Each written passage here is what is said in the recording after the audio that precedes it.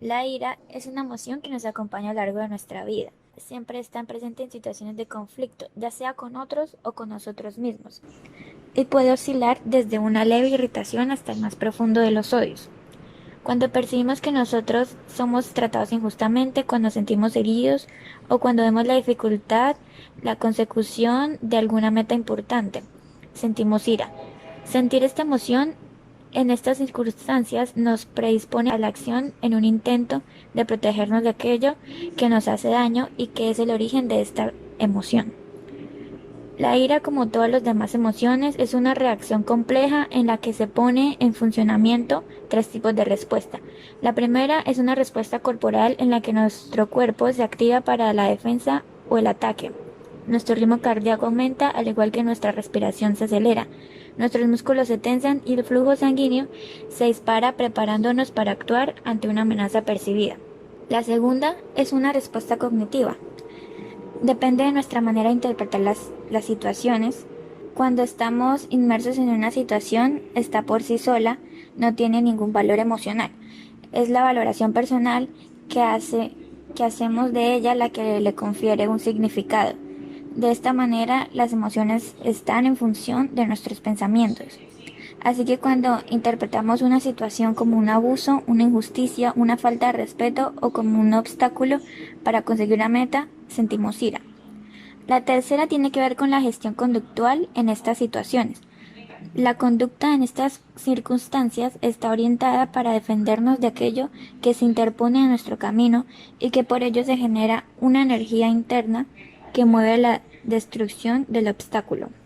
Procesos cognitivos. La intensidad de la ira está relacionada con la valoración que hacemos del daño. Es decir, si la persona sufrió un daño mayor, habrá mayor enfado.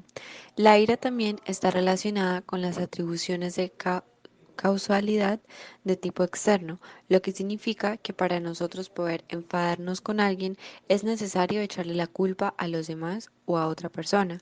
Si nosotros creemos que la otra persona pudo haber controlado sus acciones o actuar de otra forma, esto también aumentará nuestra ira si pensamos mucho en eso. Efectos subjetivos. Sentimientos de irritación, enojo, furia y rabia también va acompañada de la nubilación, incapacidad o dificultad para la ejecución eficaz de los procesos cognitivos, focalización de la atención en los obstáculos externos que impiden la consecución del objetivo o que son considerados responsables de la frustración. La ira a su vez produce una sensación de energía o impulsividad, actuar física o verbalmente de forma intensa e inmediata para solucionar de forma activa la solución problemática. Se experimenta como una experiencia aversiva y desagradable, al igual que se relaciona con la impaciencia para actuar. Los tipos de ira son tres. El primero es ira por necesidad. Todos tenemos necesidades básicas y cuando la satisfacción de estas se ve frustrada, como la falta de aire, agua, alimentos, vinculación o amor, este tipo de eventos puede llevar a que el ser humano pues sienta ira. Este tipo de ira es momentáneo y se termina al satisfacer la necesidad. El segundo es la ira externa espontánea. Cuando alguien nos hace daño, reaccionamos de manera condescendiente. Esta ira es biológicamente natural y sirve para la supervivencia. Nos hace imponernos de manera vigorosa, nos pone en acción y nos llena de adrenalina. Siempre tiene un motivo en concreto y por lo general dura pocos minutos. Y la tercera es el trastorno explosivo intermitente. El trastorno explosivo intermitente se manifiesta con episodios de ira en donde se pierde el control de los impulsos. Estos duran solamente un par de minutos y pueden volver a aparecer de forma muy regular.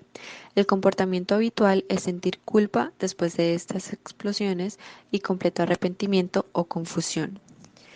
En la expresión conductual, la expresión de la ira hace referencia a la conducta agresiva que sigue a la ocurrencia de un episodio de ira. Otros constructos relacionados, como son el estilo de afrontamiento de ira o la distinción que se hace entre la ira hacia adentro versus ira hacia afuera, son similares a la experiencia versus la expresión de ira. La aproximación realizada por Lewis en 1993 al concepto de experiencia emocional, indica que la experiencia emocional se convierte en una construcción cognitiva que utiliza la naturaleza de los cambios fisiológicos, además de la historia pasada o las respuestas de otro. A la vez, este mismo autor entiende que la expresión emocional son todos aquellos cambios que son potencialmente observables, por ejemplo, en el nivel de actividad, en la cara, etc., reconociendo también la existencia de un tipo especial de expresión emocional que consiste en una modalidad de expresión que es inhibida. Anatomía de la ira. El detonante universal del enfado es la sensación de hallarse amenazado.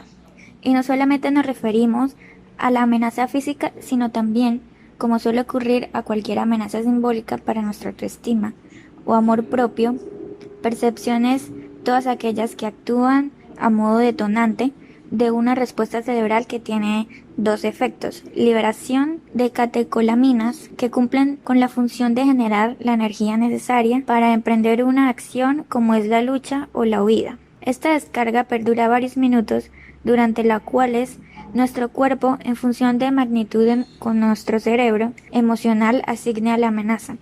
Se dispone para el combate o para la huida. Otra parte de esta situación liberada se transmite por el sistema nervioso y dicha excitación puede durar horas. Todo esto hace que las reacciones en estado se realicen con suma velocidad. Esta hipersensibilidad explica por qué la mayoría de las personas parecen más predispuestas a enfadarse una vez que han sido provocadas o se hallan ligeramente excitadas. Todos los tipos de estrés provocan una excitación que contribuye a bajar el umbral de la irritabilidad. Después de un duro día de trabajo, una persona se sentirá especialmente predispuesta a enfadarse en casa por las razones más insignificantes, razones que en otras circunstancias no tendrían el poder suficiente para desencadenar un secuestro emocional. El enfado se construye sobre el enfado como una escala o secuencia de provocaciones, cada una de las cuales genera una reacción de excitación que tiende a dispararse muy lentamente. En esta secuencia, cada uno de los pensamientos o percepciones irritantes se convierte en un mini detonante, que produce una descarga de sustancias cerebrales, y cada una de estas descargas se ve fortaleciendo a su vez por el impulso hormonal precedente. De este modo, una segunda descarga tiene lugar antes de que la primera se haya disipado por completo, y una tercera se suma a las dos precedentes, y así sucesivamente. Función de la ira. Las principales funciones de la ira están relacionadas con la autoprotección, la regulación interna y la comunicación social. La autoprotección hace referencia tanto a la protección y defensa de la integridad propia como a la protección de la descendencia y los bienes o posesiones. En el ser humano también hace referencia a la protección de las creencias, los juicios y los valores.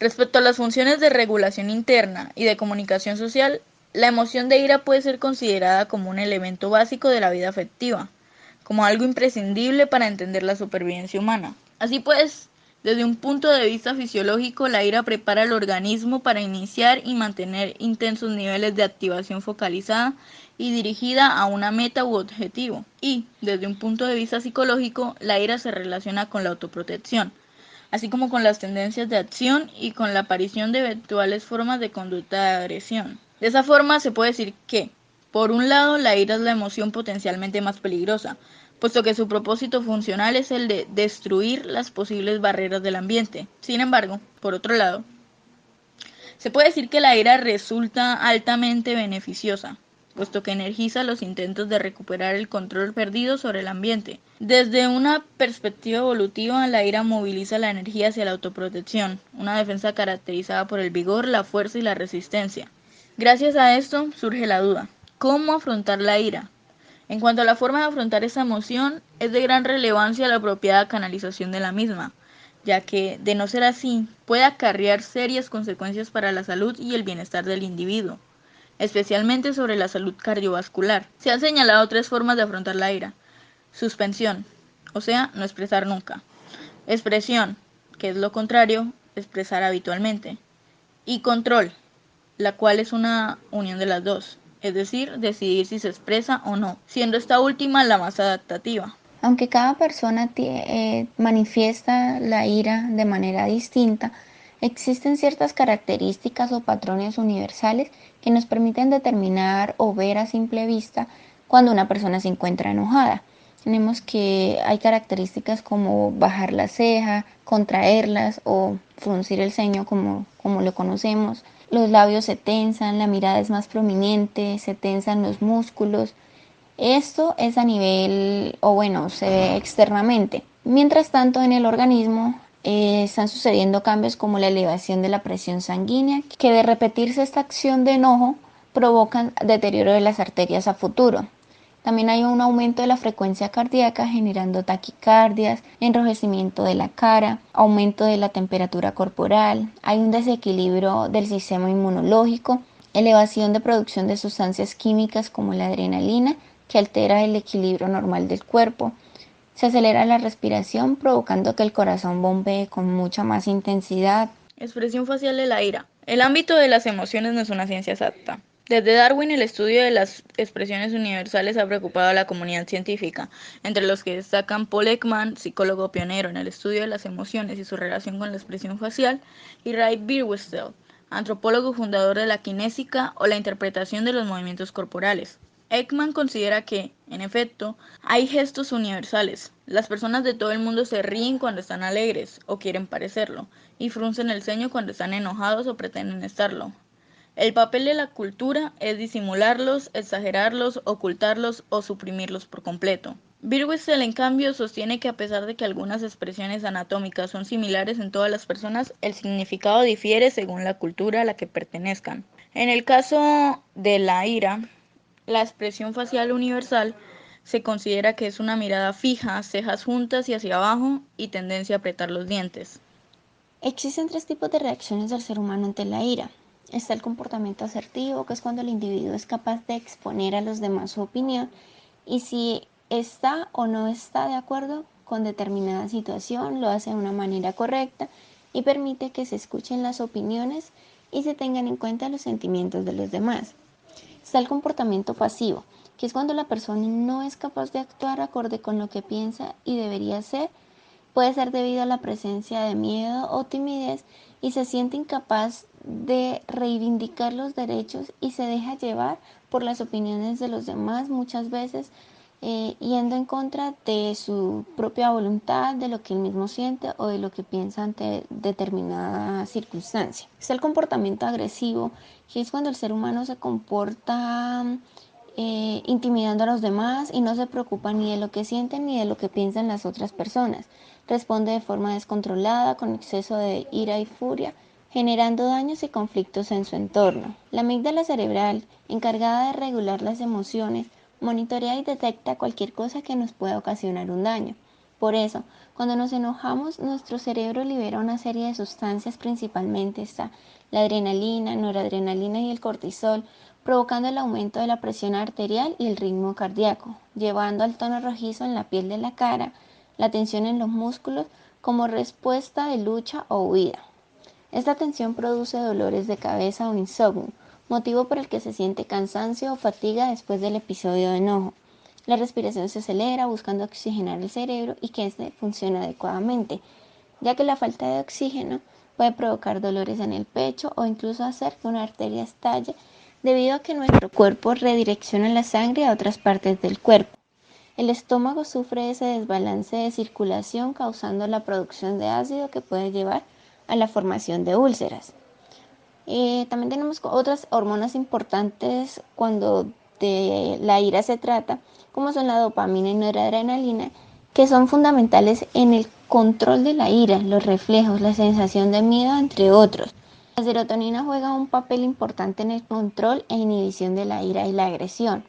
Un bajo nivel de la liberación de esta hormona se asocia con la agresión y otras formas de conducta antisocial. La amígdala juega un papel importante en la aparición de la ira y las reacciones emocionales violentas.